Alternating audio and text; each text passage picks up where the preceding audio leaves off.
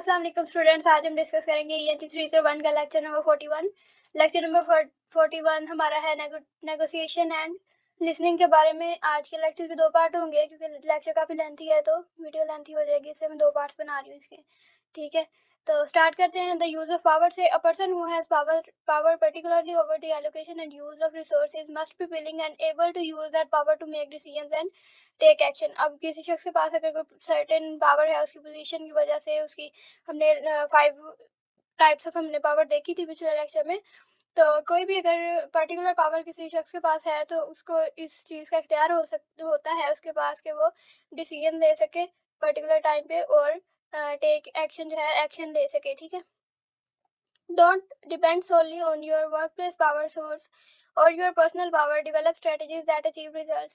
अब जस्ट आप अपने वर्कप्लेस पावर सोर्सेज पे डिपेंड ना करें, बल्कि आप रिजल्ट्स अचीव करने के लिए आप स्ट्रेटजीज डेवलप करें। ठीक है, 5 स्टेप्स अप्रोच हम देख लेते हैं नेगोशिएशन की। तो नेगोशिएशन की डिफाइन देख लेते हैं। Negotiation is a process in which 2 or more people with common or conflict interest decide on a specific issue or a business transaction. Negotiation एक ऐसा प्रोसेस होता है जिसमें 2 या 2 से ज़्यादा लोग जो होते हैं कॉमन या कॉन्फ्लिक्ट इंटरेस्ट, मतलब उनके इंटरेस्ट जो हैं कॉमन भी हो सकते हैं या एक दूसरे के मुखालिफ भी हो सकते हैं। ठीक है, तो उनका एक स्पेसिफिक इशू पे या किसी बिजनेस ट्रांजैक्शन पे डिसाइड करना, ऐसे प्रोसेस को हम निगोशिएशन कहते हैं। तो इसमें हम 5 स्टेजेस देख लेते हैं। इसमें सबसे पहले plan for negotiation. Careful and thoughtful planning is essential before you negotiate. जब निगोशिएशन का प्रोसेस हो तो उससे पहले आपने केयरफुल और थॉटफुली आपने प्लान करनी है अपनी निगोशिएशन। सबसे पहले आप सेट ऑफ क्लियर ऑब्जेक्टिव्स आप डिसाइड करें, बनाएं। ठीक है, ताकि आप जो रिजल्ट चाहते हैं वो अचीव कर सकें। ठीक है, think about how your objective can be achieved. आप ये अच्छी तरह से सोच लें कि आपका ऑब्जेक्टिव आप किस तरीके से अचीव कर सकते हैं। नंबर 2 पे आप gather information that helps you.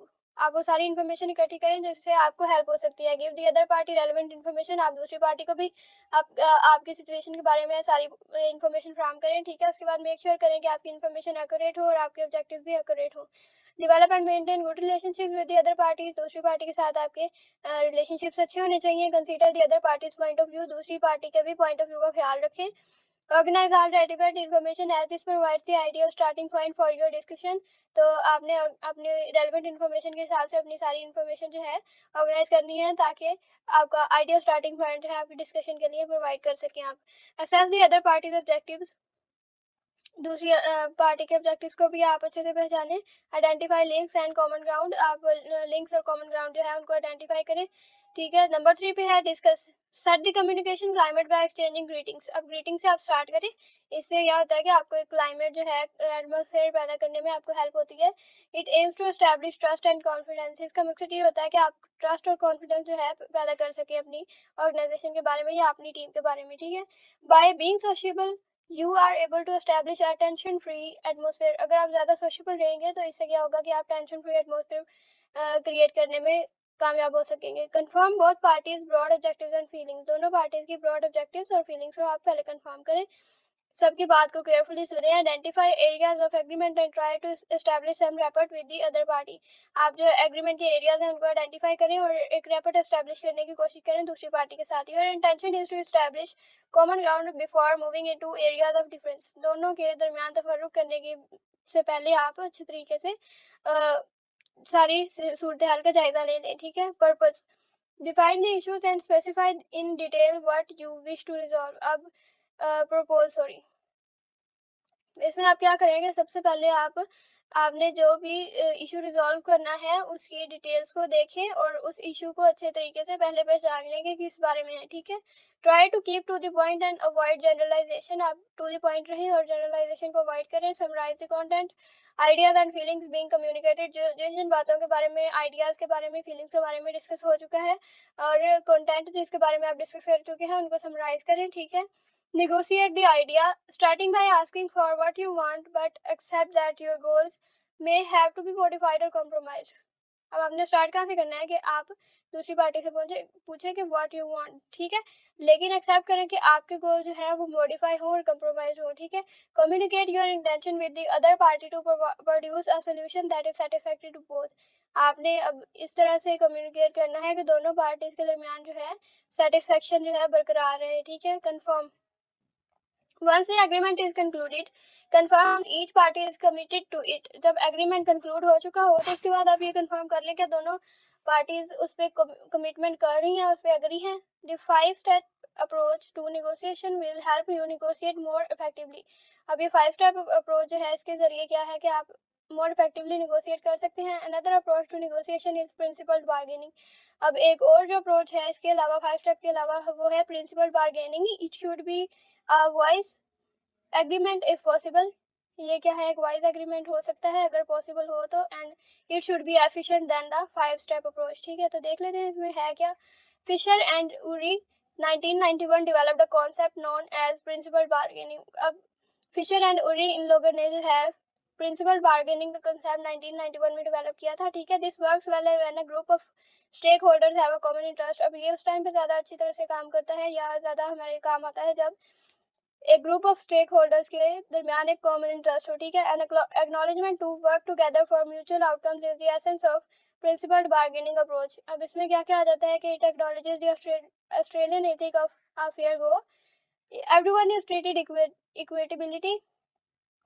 हर कोई जो है उन्हें इक्वली ट्रीट किया जाता है. ठीक है, तो इसके जो 3 बेसिक क्राइटेरिया हैं उनमें आ जाता है. सबसे पहले वाइज एग्रीमेंट होता है जैसे हमने ऊपर पढ़ा, और ये ज़्यादा एफिशिएंट होता है, और इट शुड इम्प्रूव और एटलीस्ट नॉट डैमेज रिलेशनशिप. ये या तो रिलेशनशिप को ज़्यादा इम्प्रूव कर सकता है लेकिन डैमेज होने से बचाता है. ठीक है, रिलेशनशिप को, ताल्लुकात को ख़राब होने से बचाता है. Principled negotiation method takes time, energy and commitment. अब ये ज़्यादा टाइम टेकिंग है और कमिटमेंट और एनर्जी जो है इन चीज़ों में इसको ज़्यादा टाइम लगता है. ठीक है, देयर मेथड हैज़ 4 एलिमेंट्स. अब इसमें 4 एलिमेंट्स आ जाते हैं. सबसे पहले people, to separate the people from the problem. People, सबसे पहले पीपल पे किया जाता है गौर के प्रॉब्लम से लोगों को अलग कैसे किया जाए. ठीक है, interest, to focus on interest rather than position. Position की बजाय उनके इंटरेस्ट पे गौर करना. ठीक है, option, to generate a range of possibilities before choosing one.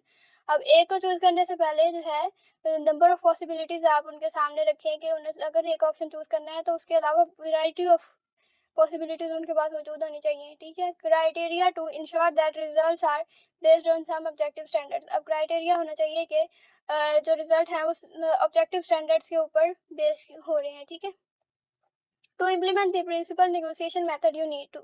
अब जब आप प्रिंसिपल नेगोशिएशन का मेथड आपको इम्प्लीमेंट करना है तो उसमें आपको किन किन चीज़ों का ख्याल रखना है. State your case clearly and persuasively. ठीक है, आपने क्लियरली अपना केस राइट करना है, और परसुएसिवली मतलब आपने दूसरे को माइल करने की कोशिश करनी है. Organise your facts well. आपने अपने फैक्ट्स को ऑर्गेनाइज करना है बेहतर तरीके से. Be aware of the timing and speed of talks. आपने टाइमिंग और टॉक की जो स्पीड है उसके बारे में ख्याल रखना है. Assess others needs properly. दूसरों की नीड्स का भी आप साथ साथ पहचानने की कोशिश करें, उनके बारे में जानने की कोशिश करें. Be sensitive to those needs. उन नीड्स के बारे में हम सेंसिटिव रहें. Not to be unduly worried by conflict. आप कॉन्फ्लिक्ट का जो है उसकी परेशानी लिए बगैर कि कोई तजाद पैदा हो सकता है उस चीज़ की टेंशन लिए बगैर आप अपनी प्रेजेंटेशन के ऊपर गौर करें. ठीक है, नेगोशिएशन के ऊपर. Be committed to a win win philosophy. अब आप अपने माइंड में रखें कि आपको एक विन विन फिलोसफी जो है वो क्रिएट करनी है एंडिंग में. ठीक है, हैव पेशेंस. सब्र से काम लें. And some time you settle less than your goals. और कुछ टाइम ये होता है कि आपके गोल्स की बजाय कुछ लेस भी आपके साथ हो सकता है. ठीक है, and BATNA stands for the best alternative to negotiated agreement. अब बैठना क्या होता है कि बेस्ट अल्टरनेटिव होता है नेगोशिएटेड एग्रीमेंट जो होता है उसके लिए. ठीक है, if the person you are negotiating with is your manager और supervisor you may have what ना. अब अगर जिस पर्सन के साथ आपकी नेगोशिएशन चल रही है वो आपका मैनेजर है या सुपरवाइजर है या कोई और जो है आपसे अब आपका कोई एम्प्लॉयर है तो उस सूरत में आप व्हाट सिचुएशन का इस्तेमाल करते हैं वर्स्ट अल्टरनेटिव एग्रीमेंट के लिए. ठीक है, if the person takes the legitimate has the legitimate power, or if you want to the relationship to continue as it is, you may have to settle for less than your preferred outcome. अब अगर आप अपने उस शख्स के साथ आप अपने रिलेशनशिप को आगे रखना चाहते हैं तो आपको चाहिए कि आप अपने प्रेफर्ड आउटकम से लेस पे सेटल कर लें अपना इशू. ठीक है, by identifying the BATNA and वाटना you are exploring the alternative available if negotiation is not possible. अब ये दोनों चीज़ें इस वक्त इस्तेमाल होती हैं जब आपकी नेगोशिएशन में कोई पॉसिबल आउटकम ना हो. ठीक है, तो उस टाइम पे आप इन दोनों अल्टरनेटिव का इस्तेमाल कर सकते हैं. Problem solving by negotiation. अब निगोशिएशन के जरिए प्रॉब्लम सॉल्विंग कैसे होती है? 6 step approach to problem solving by negotiation will succeed only if the relationship is important to both parties and if they have a genuine desire to solve the problem rather than to win. अब ये काम उस वक्त हो सकता है, 6 approach जो है प्रॉब्लम सॉल्विंग के लिए उस वक्त सक्सीड कर सकती है जब सिर्फ और सिर्फ जो है दोनों पार्टीज को अपने दरमियान का रिलेशनशिप कायम रखना हो, और if they have a desire to solve the problem, और अगर वो रियली ये चाहते हो कि उनके दरमियान जो भी प्रॉब्लम है उसको सॉर्ट आउट हो, rather than to win, rather than ये कि वो विन करना ही चाहें। ठीक है। Negotiation method in the negotiation process, the parties involved may choose one of 5 different negotiation methods।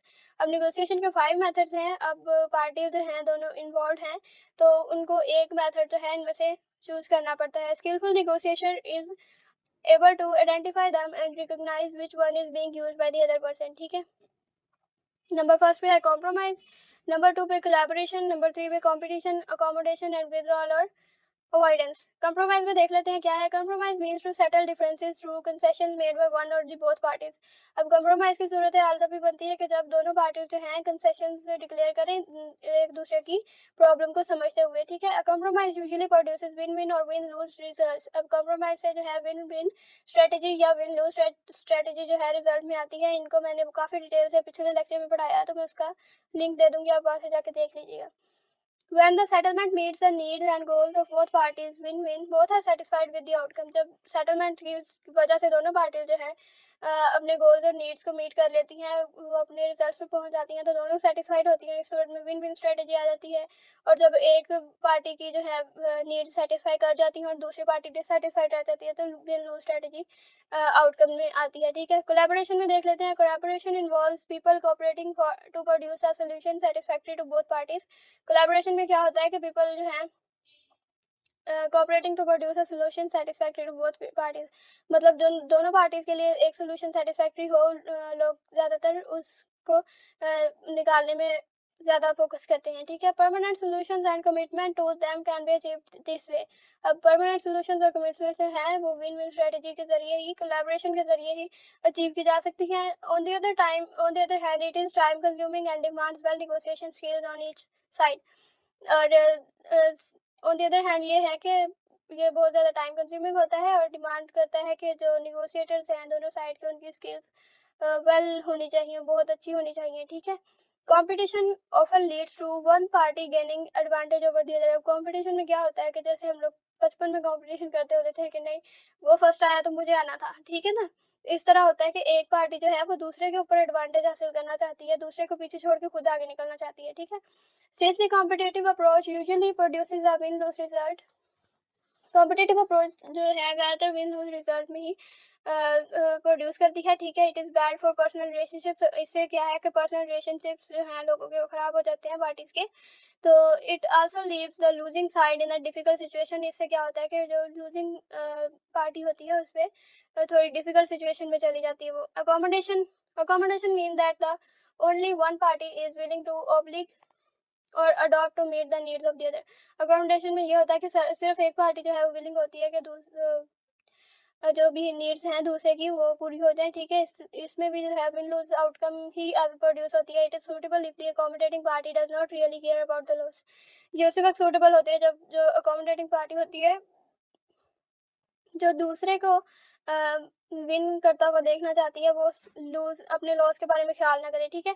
Withdrawal और avoidance is a negotiation method that makes the both parties lose because one party retracts their point of view और backs away from the situation. अब withdrawal और avoidance क्या होता है कि इस method में दोनों पार्टीज लूज कर जाती है क्योंकि जो एक पार्टी है वो अपने पॉइंट ऑफ व्यू से या अपने उस सिचुएशन से बैक कर जाती है, पीछे से हट जाती है। ठीक है। choices you make are influenced by context in which you negotiate and by your range of personal communication and negotiation skills। ठीक है। जो skill in conflict resolution and negotiation, skills जो होती है कॉन्फ्लिक्ट रेजोल्यूशन और नेगोशिएशन में चाहिए होती है, उनमें क्या किया जाता है कि negotiation involves a range of positions by both parties. अब इसमें नेगोशिएशन में दोनों पार्टीज में रेंज ऑफ पोजीशन जो है इन्वॉल्व होती हैं। You might change the other parties position, change your own position और can reach at a compromise. अब आप खुद अपनी पार्टी में भी पोजीशन चेंज कर सकते हैं, उनकी पार्टी के भी करवा सकते हैं, या फिर आप कॉम्प्रोमाइज को रीच कर सकते हैं। Negotiation based on an empathy for the other party establishes a climate where both parties can communicate easily. आप negotiation अगर empathy पे बेस हो, empathy कहते हैं हमदर्दी पे, ठीक है, दूसरी पार्टी के बारे में अगर फर्स्ट पार्टी को हमदर्दी है तो ये एक ऐसा क्लाइमेट इस्टेब्लिश करती है जहां दोनों पार्टीज जो है इजीली कम्युनिकेट कर सके, ठीक है। Confrontation leads to disputes and extreme position. अब अगर कंपटीशन टाइप का अगर हो जाए तो इस तरह से डिस्प्यूट्स और ज़्यादा एक्सट्रीम पोजीशन जो है वो क्रिएट होने की ज़्यादा खदशा होता है, ठीक है। फोकस ऑन द प्रॉब्लम, आप फोकस करें प्रॉब्लम के ऊपर। Ask question to check that you understand the other side's expectation and position. अब आप क्वेश्चन पूछ सकते हैं दोनों पार्टी से ताकि आप चेक कर सके कि दोनों पार्टीज की दूसरी साइड पे जो है एक्सपेक्टेशन और पोजीशन क्या है। अवॉइड एग्रेशन, गुस्से को अवॉइड करना है। Use your assertive communication skills, आप अपने असर्टिव कम्युनिकेशन स्किल्स जो उनका यूज कर सकते हैं। Establish the criteria that will make a realistic solution acceptable to both parties. अब आपने एक ऐसा क्राइटेरिया इस्टेब्लिश करना है जो कि दोनों पार्टीज के लिए एक रियलिस्टिक सॉल्यूशन एक्सेप्टेबल बनाए, ठीक है। दिस में इन्वॉल्व सेवरल ऑप्शंस, इसमें बहुत से ऑप्शंस आ सकते हैं। Successful negotiation develops these options into a plan of action. अब सक्सेसफुल नेगोशिएशन जो है इसको एक प्लान ऑफ एक्शन में जो है डेवलप करती है, ठीक है जी। यहाँ तक पार्ट 1 है हमारा। नेक्स्ट पार्ट में हम लिसनिंग के बारे में डिस्कस करते हैं। तब तक अल्लाह हाफिज।